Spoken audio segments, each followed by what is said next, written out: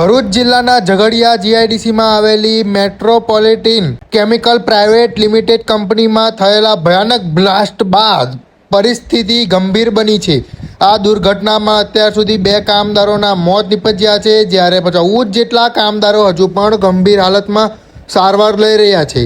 આ મામલે આમ આદમી પાર્ટીના ડેડિયાપાડાના ધારાસભ્ય ચૈતર વસાવા ઘટના સ્થળે પહોંચી પીડિત પરિવારજનોને મળ્યા અને કંપની મેનેજમેન્ટ પર ગંભીર આક્ષેપ કર્યા। તેમણે જણાવ્યું કે કંપનીની બેદરકારીના કારણે આ દુર્ઘટના સર્જાઈ છે અને છતાં કંપની દ્વારા ઘાયલોની સારવારનો ખર્ચ પણ ઉઠાવવામાં આવ્યો નથી। ચેતર વસાવાએ વધુમાં આક્ષેપ કર્યો કે પીડિત પરિવારો ન્યાય માંગવા આવ્યા ત્યારે પોલીસ દ્વારા લાઠીચાર્જ કરવામાં આવ્યો અને પરિવારજનોને સાથે ગેરવર્તન કરવામાં આવ્યું। આવો વધુમાં સાંભળો ધારાસભ્ય ચૈતરભાઈ વસાવા શું કહે છે। આજે અમે ઝઘડિયા જીઆઈડીસીમાં મેટ્રોપોલિકલ કેમિકલ પ્રાઇવેટ લિમિટેડ કંપનીમાં આવેલા છે। અહીંયા આવવાનું કારણ એટલું છે કે ગત 23 તારીખના રોજ કંપનીની બેદરકારીથી અહીંયા બ્લાસ્ટ થયો। 16 જેટલા કર્મચારીઓ ગંભીર રીતે દાઝી ગયા।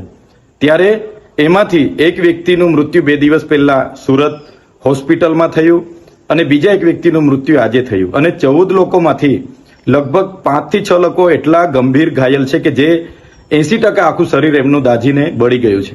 છતાં પણ કંપનીના મેનેજમેન્ટમાંથી એક પણ વ્યક્તિએ આ 16 પરિવારના કોઈની સાથે પણ મુલાકાત નથી લીધી કે કોઈ પણ જાતની વળતરની વાત નથી કરી કે દવાખાનાની બિલની વાત નથી કરી, જેના કારણે આ પરિવારે ગઈકાલે મારો સંપર્ક કર્યો અને કીધું કે આ કંપનીમાં આ રીતની ઘટના ઘટી, એમાં અમારા 27 વર્ષના દીકરાઓ મૃત્યુ પામ્યા છે, જેના નાના નાના બાળકો છે, આગળ પાછળ અમારે કંઈ નથી। ચૈતરભાઈ, તમે કંઈ આવીને વાત કરીને અમને ન્યાય અપાવો।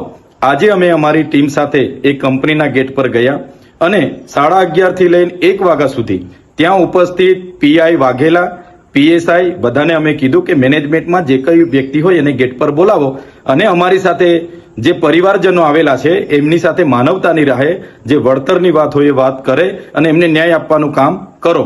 ત્યારે પોલીસ અધિકારી વાઘેલા સહિતના લોકોએ ત્યાં અગાઉથી એવા લોકોને લાવીને મૂકેલા હતા કે જે પરિવાર સાથે એમને કોઈ લાગે વળગે નહીં, છતાં એ લોકો અમારી સામે આર્ગ્યુમેન્ટ કરતા હતા કે ભાઈ વળતર તો 15 લાખ જ મળશે, એનાથી ના મળે, અમારા પરિવારના લોકો છે, આમ છે તેમ છે।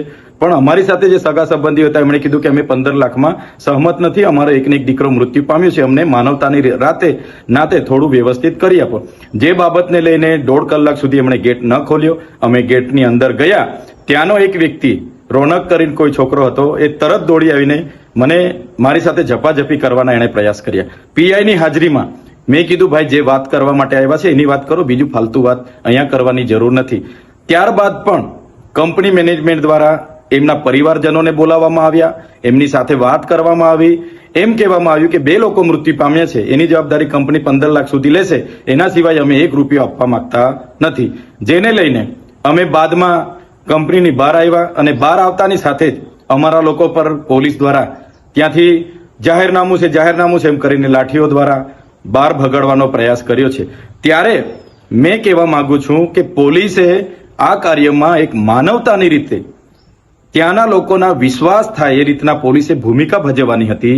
એની જગ્યાએ 5-5 દિવસ સુધી પોલીસ ત્યાં દેખાઈ નહીં। આજે અમે જવાના હતા ત્યારે પોલીસ ત્યાં આવી ગઈ અને કંપનીના માલિકના કહેવા પ્રમાણે એમણે વળતર નહીં આપવા દેવા માટે આ પરિવારોને પણ નહીં મળે, તમે જ્યાં કરવાના હોય ત્યાં કરી લેજો, તમારાથી થાય તે કરી લેજો, એવું પોલીસના પીઆઈ બોલતા હતા।